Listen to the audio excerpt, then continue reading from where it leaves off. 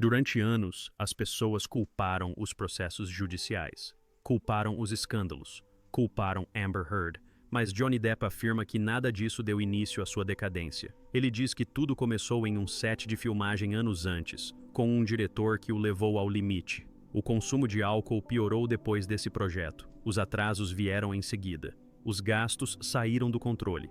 E agora, aos 62 anos, Depp finalmente conta toda a história. O que realmente aconteceu a portas fechadas? E por que Hollywood se manteve em silêncio sobre isso por tanto tempo? A resposta pode te surpreender.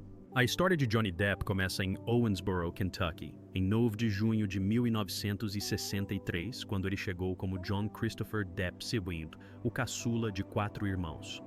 Seus pais trabalhavam duro, sua mãe como garçonete e seu pai como engenheiro civil. Mas a vida deles nunca parava. Antes de Johnny completar 15 anos, eles se mudaram até 20 vezes, e cada mudança o afastava dos poucos momentos de estabilidade aos quais ele tentava se agarrar. Quando ele tinha cerca de 7 anos, eles pararam em Miramar, na Flórida. Mesmo assim, viveram quase um ano em um motel, até que seu pai conseguisse um emprego. Mais tarde, Johnny disse que Miramar parecia um lugar onde nada realmente acontecia. E esse sentimento cresceu dentro dele até que tudo o que ele queria era escapar. As constantes mudanças e a falta de raízes o faziam sentir como se não pertencesse a lugar nenhum, e isso se infiltrou em todas as áreas de sua infância. O lar também não lhe trazia conforto, pois o relacionamento de seus pais era tenso. Sua mãe podia ser severa, e as surras que ele se lembrava eram com varas, sapatos e até telefones. Aos 12 anos, a pressão se tornou insuportável e ele recorreu ao cigarro, às drogas e até à automutilação como forma de silenciar o barulho ao seu redor. A música e a imaginação lentamente se tornaram os únicos lugares onde ele se sentia seguro, os únicos cantos onde o mundo parava de girar.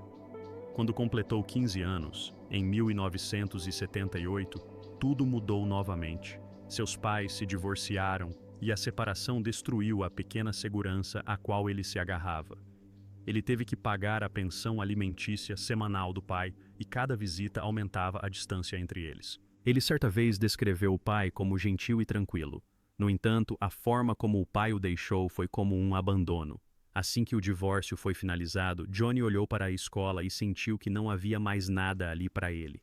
Em poucas semanas, abandonou os estudos e disse aos amigos que não voltaria. O diretor não tentou impedi-lo.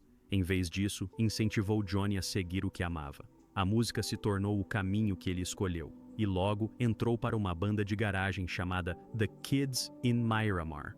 A vida ficou mais difícil quando ele passou meses dormindo no Chevy Impala 1967 de um amigo, tocando em clubes enfumaçados apenas para sobreviver. O colapso de sua família e o fim de seus estudos o impulsionaram para uma vida onde o risco e a rebeldia se tornaram normais e apenas a música fazia sentido. Sua obsessão pela música só crescia. Aos 16 anos, ele já estava completamente imerso nesse mundo, tocando com outros jovens na Flórida.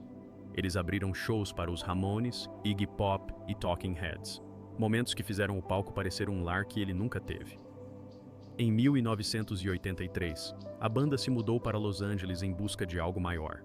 Mas o sonho escapou por entre seus dedos. Em 1984, o grupo se desfez antes de conseguir assinar um contrato com uma gravadora. Johnny não desistiu. Ele se juntou ao Rock City Angels, tocou guitarra e coescreveu uma música chamada Mary, que acabou entrando no álbum de estreia da banda, em 1988. Mesmo quando a carreira de ator começou a tomar forma, a música permaneceu perto do seu coração. Ele formou uma banda chamada P, se apresentou no Viper Room e lançou um álbum em 1995. A música sempre guardou as partes dele que ele não sabia como expressar em voz alta. Cada nota carregava algo do garoto que queria escapar. Ele tinha 20 anos quando se mudou para Los Angeles em 1983 com os filhos, na esperança de que a música o sustentasse. Mudaram o nome da banda para Six Gun Method, mas não adiantou. Em julho de 1984, a banda se separou, deixando Johnny falido e inseguro em uma cidade onde sonhos despedaçados se espalhavam pelas calçadas. Enquanto tentava se manter à tona, ele coescreveu Mary para o álbum Rock City Angels. Mas nem isso foi suficiente para sustentá-lo. Ele precisava de dinheiro, e a sobrevivência o levou por um caminho que não esperava. Nessa época, sua então esposa, Lori Ann Allison, o apresentou a Nicolas Cage, um amigo de seu irmão. Cage já estava em ascensão em Hollywood. Com filmes como Rumble Fish e The Cotton Club lhe dando impulso, ele viu algo em Johnny que Johnny não via em si mesmo. Cage disse a ele que tinha uma presença natural, algo raro, algo que valia a pena tentar. Ele enviou Johnny para conhecer seu agente, e esse encontro mudou tudo. Aconteceu em 1984, apenas alguns meses depois de sua banda ter se desfeito, e se tornou o momento que abriu uma nova direção. Mais tarde, Johnny disse que atuar era apenas para ajudá-lo a pagar o aluguel, mas o incentivo de Cage se tornou a porta de entrada que ele tanto precisava.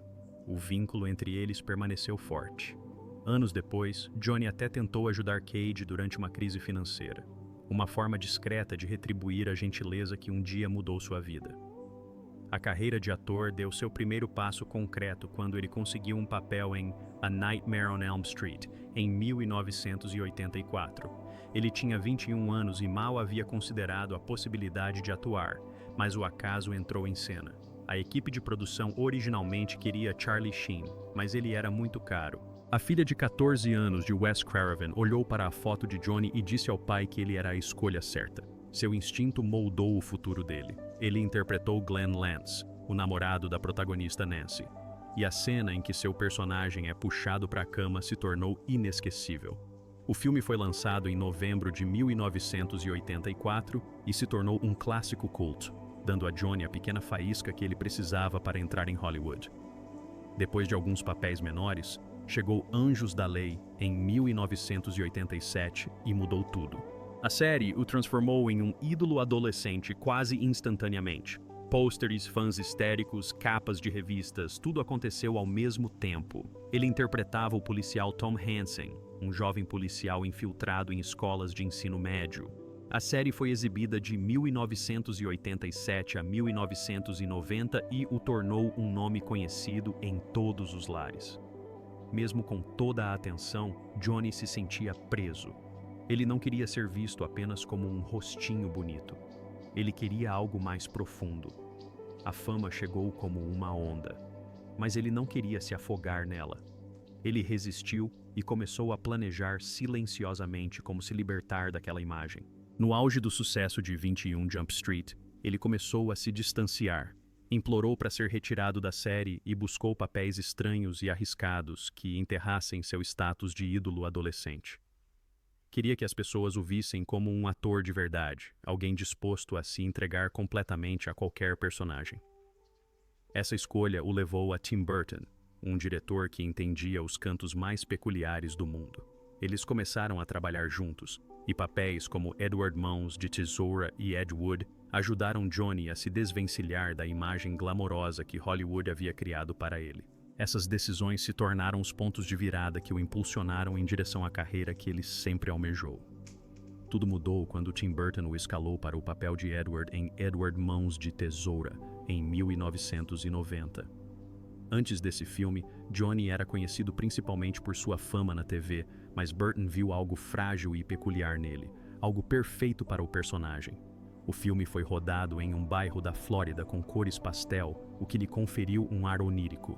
Johnny passava horas na maquiagem todos os dias, transformando-se em um personagem que mal falava, mas carregava oceanos de emoção nos olhos. O filme custou cerca de 8 milhões de dólares e arrecadou 56,3 milhões nas bilheterias. Sua atuação lhe rendeu elogios da crítica e marcou o início de uma nova identidade em Hollywood.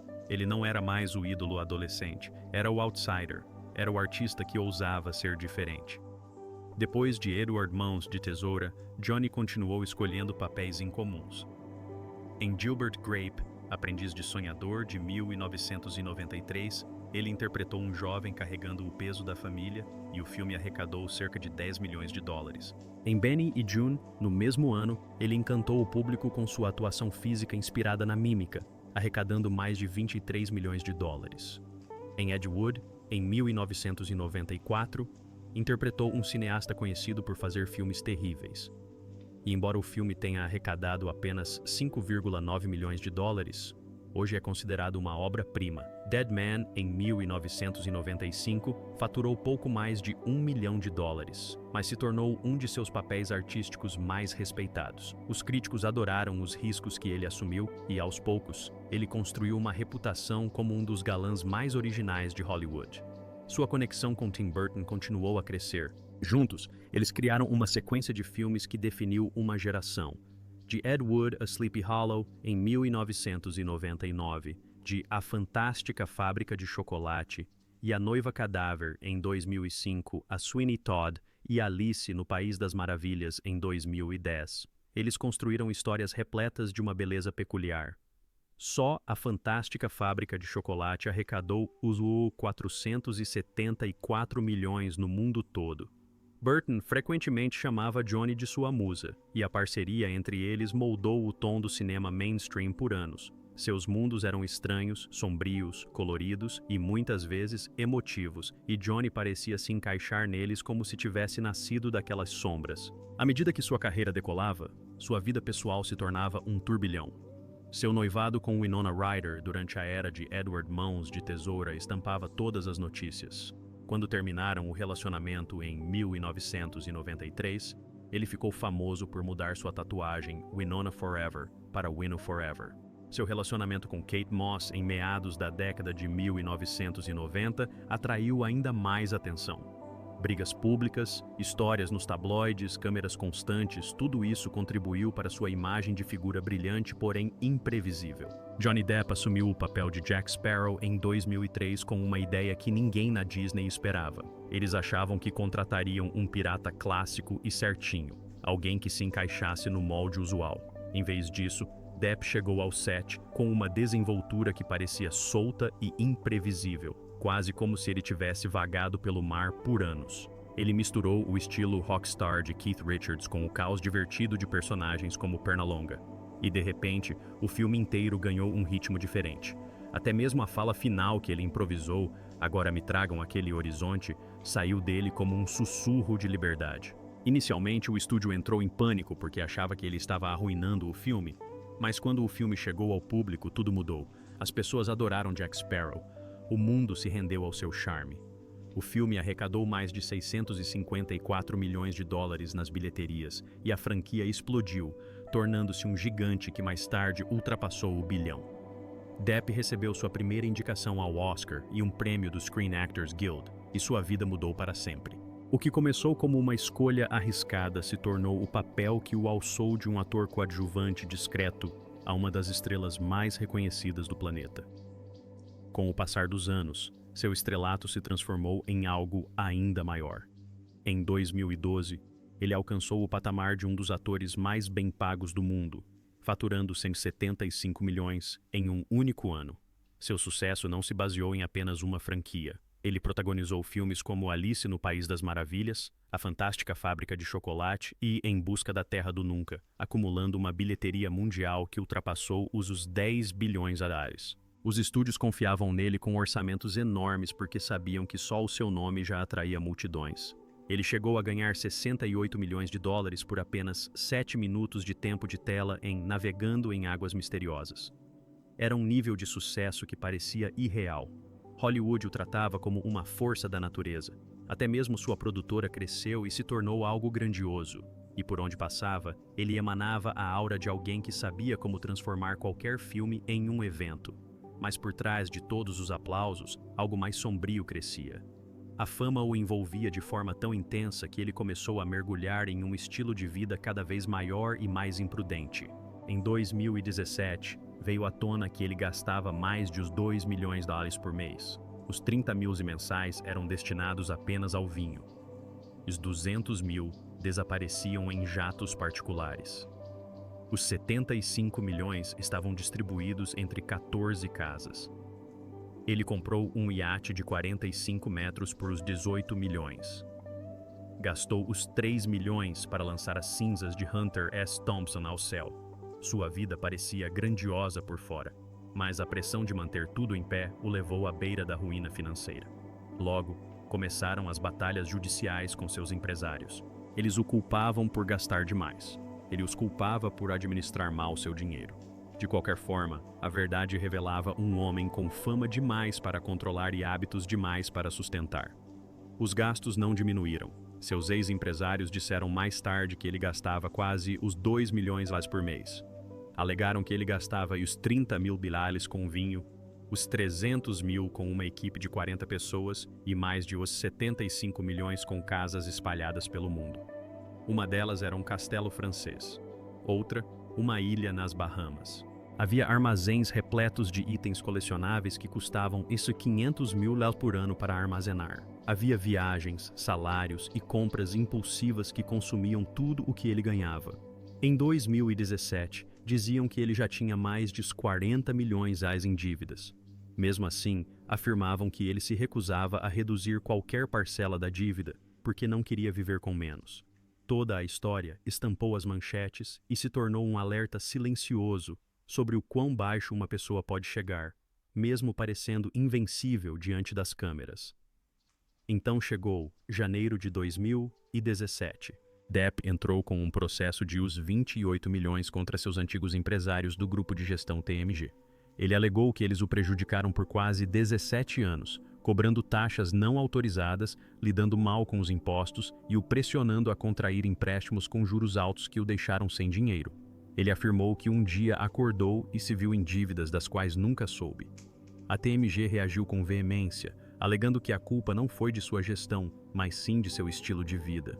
A empresa entrou com uma contra-ação e revelou detalhes sobre os gastos no tribunal. E de repente o mundo viu números que pareciam irreais. Transformou-se numa briga que expôs tudo o que ambos os lados queriam manter escondido.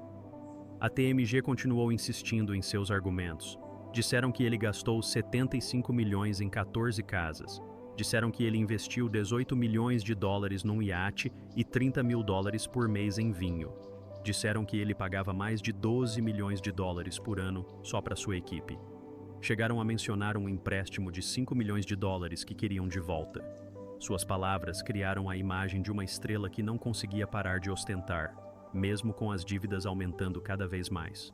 Não era mais apenas um processo judicial, tornou-se um assunto comentado em Hollywood. Passou a ser questionado se um homem que ganhava mais do que quase qualquer outra pessoa seria capaz de administrar a própria vida. Os documentos legais pintaram um retrato confuso sob todos os ângulos.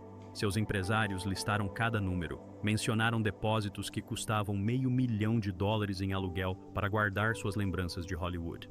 Disseram que ele pagava $100 mil por mês a um médico especialista em dependência química. Disseram que os impostos se acumularam até que ele devesse mais de 5,6 milhões de dólares em multas e juros. Esses processos judiciais circularam discretamente por Hollywood e aos poucos começaram a prejudicar sua reputação. Os estúdios não gostam de imprevisibilidade, eles não gostam de riscos. Os rumores se transformaram em dúvidas e, antes mesmo de seus escândalos posteriores com Amber Heard virem à tona, pessoas da indústria já diziam que seus problemas financeiros o tornavam pouco confiável. O estrago começou muito antes de alguém perceber. A tempestade continuou crescendo. Johnny Depp conheceu Amber Heard em 2009 durante as filmagens de Diário de um Jornalista Bêbado, mas o relacionamento deles só começou em 2011 ou 2012, depois que ele terminou seu relacionamento de 14 anos com Vanessa Paradis. O que começou como algo terno se transformou incrivelmente rápido. Ele a pediu em casamento em 2014. Casaram-se em fevereiro de 2015. Os fãs acompanharam o casal porque o romance parecia repentino e dramático.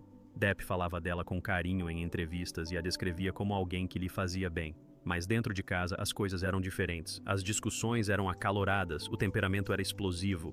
Suas vidas eram marcadas por estresse e problemas com drogas. Em maio de 2016, Amber Heard entrou com um pedido de divórcio e o acusou de abuso verbal e físico. Ela disse que ele jogou um telefone nela. Fotos de seu rosto machucado se espalharam instantaneamente e o mundo reagiu antes que qualquer uma das partes pudesse se defender. Após as acusações, veio a ordem de restrição. Em maio de 2016, ela obteve uma que exigia que Depp se mantivesse a 91 metros de distância dela e deixasse a casa que compartilhavam. Ela disse ao tribunal que ele tinha um longo histórico de abuso de substâncias e um temperamento violento. Seus advogados disseram que ela estava tentando forçar um acordo financeiro. O acordo de divórcio, finalizado em agosto de 2016, estimou o valor entre 7 e 10 milhões de dólares. Eles divulgaram uma declaração conjunta afirmando que nenhum dos dois tinha a intenção de causar danos e que não havia falsas acusações para obter vantagens. Mas a opinião pública já estava bastante dividida. Vídeos e imagens vazados de ambos os lados continuaram surgindo, cada um deles contribuindo ainda mais para o caos da história. Mesmo após o acordo, a tempestade não cessou. Em dezembro de 2018, Amber Heard escreveu um artigo de opinião no Washington Post sobre sua experiência como sobrevivente de violência doméstica. Ela nunca mencionou o nome de Depp, mas todos entenderam o que ela quis dizer. Ela comparou homens poderosos a algo tão grande e imparável quanto o Titanic. Depp disse que o artigo destruiu sua carreira. Ele afirmou que isso levou os estúdios a dispensá-lo. Ele entrou com um processo por difamação e, em 2022, o caso foi a julgamento. O júri decidiu que as declarações dela eram falsas e difamatórias.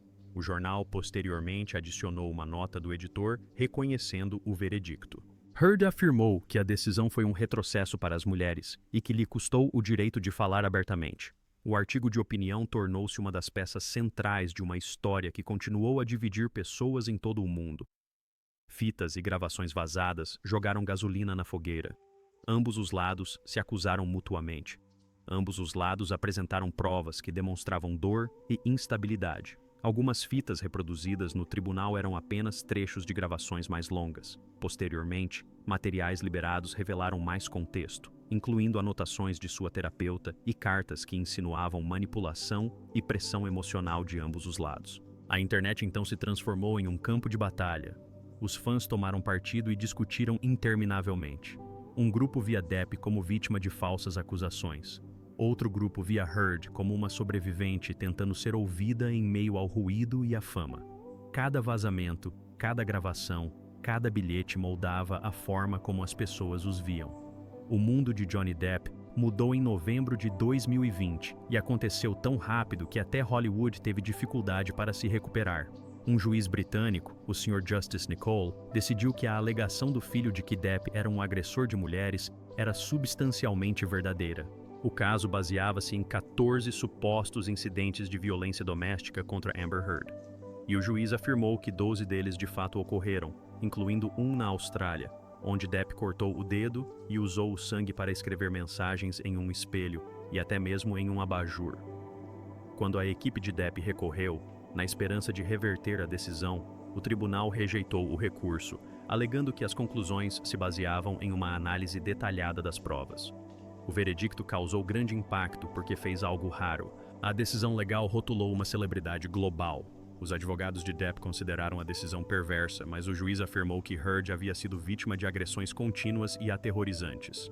Os detalhes gráficos se espalharam pelo mundo e, de repente, os horrores privados do casamento estavam por toda parte.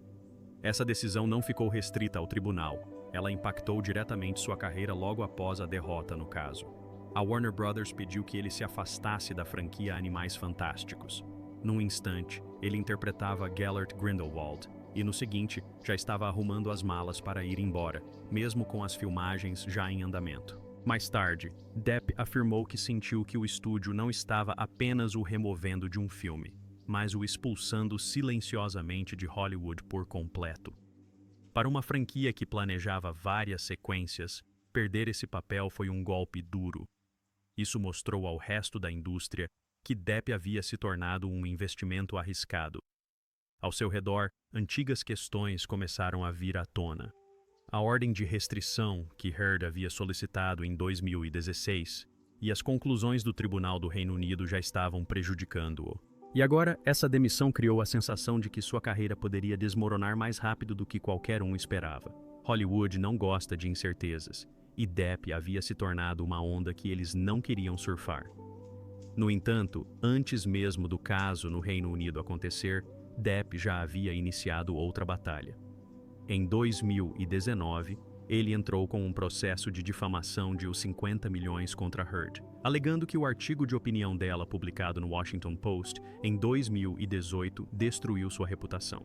Ela contra-atacou com um processo de 100 milhões, alegando que a equipe dele havia conduzido uma campanha difamatória contra ela.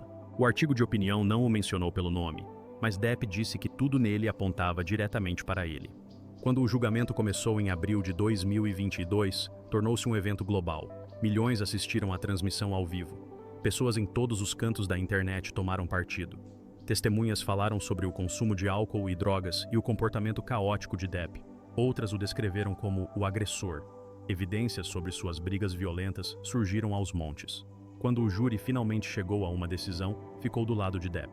O processo concedeu a ele 10 milhões de dólares em indenização por danos morais e 5 milhões em indenização punitiva, valor posteriormente reduzido para 350 mil dólares devido a limites estaduais. Heard ganhou 2 milhões de dólares em uma de suas contestações. Não foi um processo equilibrado, mas também não foi unilateral. Mesmo assim, o mundo viu isso como o retorno de Depp, e ele disse que sentia que finalmente havia recuperado sua vida. Esse julgamento se tornou uma das batalhas judiciais mais acompanhadas da história recente. Durante 6 semanas, o júri ouviu histórias que pareciam impossíveis, mas, de alguma forma, reais o suficiente para causar dor. Testemunhas descreveram uma casa repleta de gritos, vidros quebrados e ferimentos, tanto físicos quanto emocionais. As mensagens de Depp sobre violência viraram manchetes. A história de Heard supostamente ter atirado uma garrafa de vodka que lhe cortou o dedo se espalhou por toda parte. O incidente do telefone arremessado também veio à tona. Tudo se misturou em uma dolorosa combinação da qual o mundo não conseguia desviar o olhar. Cada momento se transformou em um vídeo. Cada vídeo se transformou em um meme. E cada meme moldou opiniões de maneiras que o tribunal jamais poderia controlar. Quando o veredicto foi anunciado, a internet entrou em polvorosa. A diferença entre como a história foi tratada online e como foi escrita nos documentos legais tornou-se parte da discussão. Mas a decisão do júri foi mantida e mudou o rumo da vida de Depp de uma forma que pôde ser sentida imediatamente. Após o veredicto, Depp disse que o júri lhe havia devolvido a vida. Os fãs comemoraram. Os estúdios acompanharam à distância, tentando entender o que aquilo significava. Ele ganhou 10 milhões de dólares em indenização por danos morais e 350 mil dólares em indenização punitiva, e Heard recebeu 2 milhões de dólares. Mesmo assim, a vitória foi vista como o caminho mais claro para reconstruir sua carreira. Heard disse estar desapontada, afirmando ter apresentado provas suficientes, mas não ter conseguido superar a pressão pública. Enquanto isso, Depp aproveitou o momento para voltar aos holofotes. Sua imagem pública começou a se recuperar, e parte da indústria passou a suavizar sua posição, questionando se não teriam se distanciado dele precipitadamente. No contexto mais amplo, o veredicto tornou-se um marco na era do movimento Me Too, mostrando como as acusações podem se tornar complexas quando o público, a mídia e os tribunais colidem simultaneamente. Mas havia mais por trás de seu declínio do que apenas esses casos. Depp já vinha construindo sua reputação muito antes dos escândalos. No set de Piratas do Caribe, A Vingança de Salazar, em 2017, seus atrasos crônicos causaram enormes transtornos. Membros da equipe esperaram por horas, figurantes ficaram ociosos. A Disney e o produtor Jerry Bruckheimer tiveram que discutir como lidar com a agenda imprevisível de Depp. Um membro da equipe foi designado para monitorá-lo e avisar os outros quando ele chegasse. Pessoas no set atribuíram a culpa à bebida e a problemas pessoais, e esses hábitos gradualmente tornaram sua presença mais difícil de garantir e sua contratação mais complicada. As histórias se intensificaram à medida que mais produções relataram problemas semelhantes. Esses atrasos tiveram um custo elevado. Filmes como as sequências de Piratas do Caribe e O Cavaleiro Solitário já eram caros, mas os hábitos de Depp os tornaram ainda mais dispendiosos. Segundo relatos, as filmagens de Piratas do Caribe custaram cerca de uns 2 milhões por mês, e grande parte desse valor foi destinada a cobrir o tempo perdido e as horas extras quando Depp não comparecia. Já o custo de O Cavaleiro Solitário ultrapassou os 225 milhões, em parte devido aos atrasos causados por ele. Os executivos da Disney ficaram frustrados. Eles continuaram ajustando cronogramas, estendendo contratos e investindo dinheiro em problemas que não queriam resolver. Isso se tornou um assunto recorrente nas salas de reunião. Johnny ainda vale a pena? Alguns diziam que sim. Muitos começaram a sussurrar que não. Além disso, o poder de bilheteria de Depp já havia diminuído. Filmes como Sombras da Noite e Dark Shadows, em 2012, Transcendence em 2014, Mordecai em 2015 e até mesmo Aliança do Crime, Black Mass, em 2015 tiveram desempenho abaixo do esperado ou fracassaram.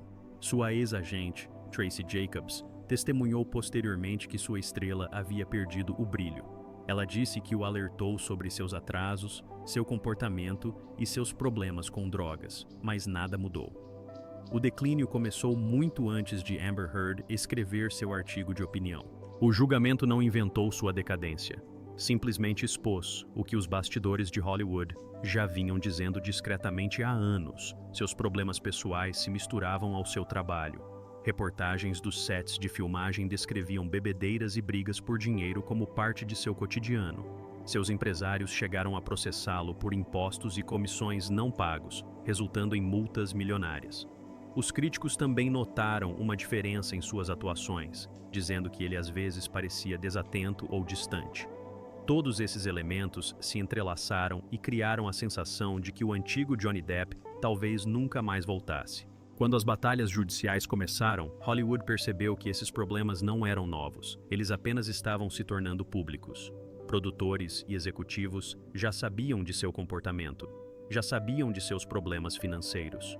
O julgamento simplesmente trouxe tudo à tona. O que antes era sussurrado agora preenchia tribunais, jornais e redes sociais. A queda não foi repentina, foi uma longa ladeira, e o mundo finalmente viu todas as suas rachaduras. Mas, após o julgamento de 2022, Depp começou a se reconstruir em algum lugar bem longe de Hollywood. Ele rumou para a Europa e mergulhou na música com uma energia renovada. Em junho de 2023, juntou-se ao Hollywood Vampires para uma turnê europeia de 6 cidades, passando por Alemanha, Luxemburgo, Munique, Hamburgo, Berlim e outros países. Foi seu primeiro grande momento público após a vitória. Os fãs o receberam como se estivessem esperando por seu retorno. Os shows esgotaram rapidamente. Ele até lançou um álbum com Jeff Beck chamado 18, em julho de 2023. A turnê não apenas revitalizou seu espírito, como também reconstruiu sua conexão com os fãs que nunca o abandonaram. Então veio seu retorno ao cinema. John du Barry abriu o 706º Festival de Cinema de Canaã em 16 de maio de 2023. Depp interpretou o Rei Luís XV em um drama de época francês ambientado em Versalhes. Foi seu primeiro papel importante em 3 anos. A estreia foi repleta de câmeras e sussurros. Os críticos se dividiram. Alguns gostaram da atuação. Outros questionaram por que Caine lhe deu o papel de abertura. Ainda assim, marcou o início de um lento retorno à atuação dramática. Ao mesmo tempo, Depp descobriu um sucesso surpreendente nas artes. Em julho de 2022, sua primeira coleção, intitulada Amigos e Heróis, esgotou em poucas horas. As 780 impressões foram vendidas por cerca de 3 milhões. O site da galeria chegou a sair do ar. Em 2023, seus novos retratos de Bob Marley, Heath Ledger e River Phoenix renderam mais 4,5 milhões de libras em uma única semana. Seu trabalho misturava arte pop com detalhes emotivos, e os colecionadores correram para comprá-lo. Mesmo fora do cinema, seu nome atraía multidões. À medida que se distanciava de Hollywood, Depp falava abertamente sobre se sentir rejeitado. Ele disse que havia sido cancelado e deixado para trás após as acusações de Heard, mas também afirmou sentir-se estranhamente sortudo por ter escapado da pressão da indústria cinematográfica de Hollywood. Contou aos repórteres que agora preferia projetos menores, música e arte. O homem que um dia ganhou mais do que qualquer outro ator no mundo não queria mais esse mundo em troca. Parecia cansado do sistema antigo e pronto para algo novo. Então, no final de 2025, o retorno se tornou realidade. Depp aceitou o papel de Ebenezer Scrooge em uma adaptação sombria de Um Conto de Natal, com estreia prevista para 13 de novembro de 2026. Foi seu primeiro papel principal em quase 10 anos. A Paramount lhe pagou os 10 milhões, o maior cachê em anos. Nos bastidores de Hollywood, começaram a chamar aquilo de momento decisivo. Se o filme fosse um sucesso, Depp poderia retornar à indústria como protagonista. Se fracassasse, alguns acreditavam que isso poderia pôr fim à sua recuperação. Logo depois, surgiram mais papéis.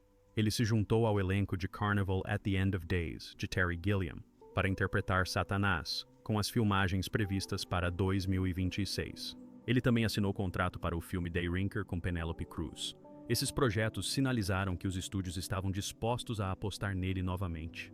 Eles esperavam que sua base de fãs global, especialmente na Europa e na Ásia, trouxesse dinheiro de volta às bilheterias. Era como ver alguém se reerguer depois de cair de uma altura impossível. Depp não ficou calado durante esse período. Ele se autodenominou cobaia do movimento Me Too. Disse que já havia sido alvo de ataques antes mesmo do movimento ganhar força. Seus apoiadores acreditavam que seu retorno demonstrava que a cultura do cancelamento não havia chegado ao fim.